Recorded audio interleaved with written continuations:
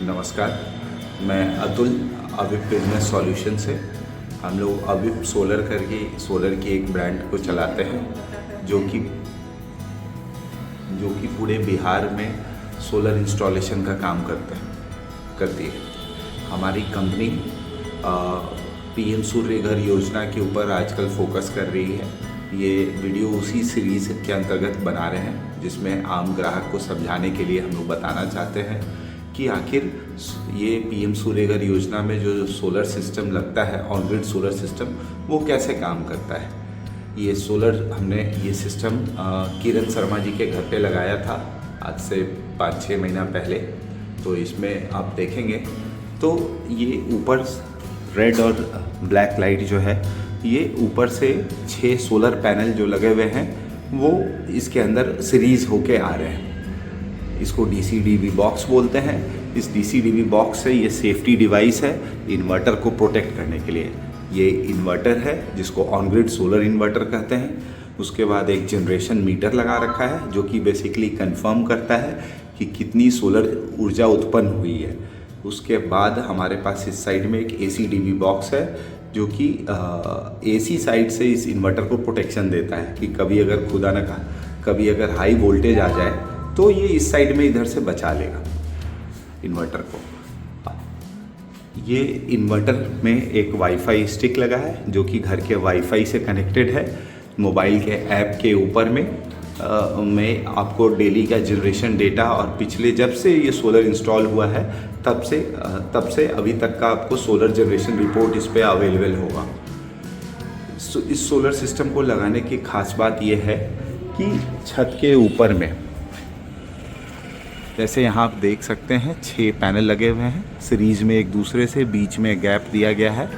ये मोनो पर की है बट बाईफेशियल पैनल नहीं है, सिंगल साइड पैनल लगाया गया था तब सब्सिडी के अंतर्गत में, जिसमें 78,000 रुपये सब्सिडी कंज्यूमर को ऑलरेडी रिसीव हो चुका है।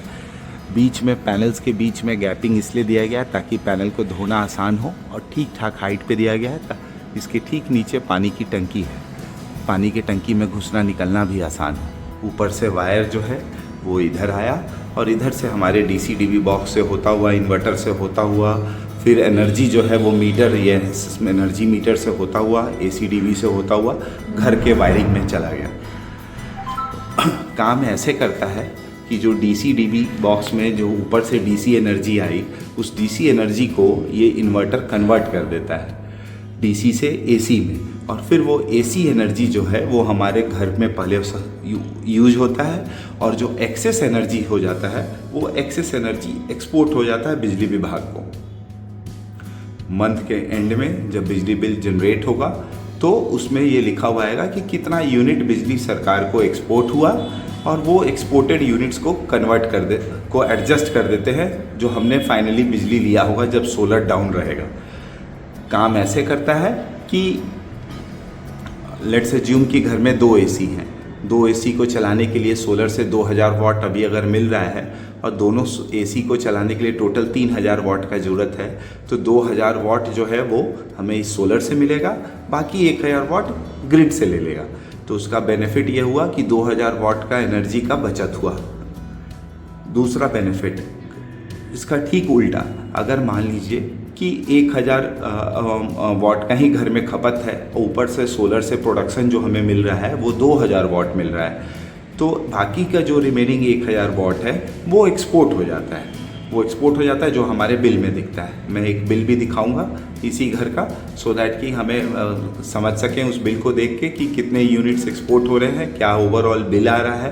पिछले 2-3 महीने से शायद यहाँ बिल भी नहीं आ रहा।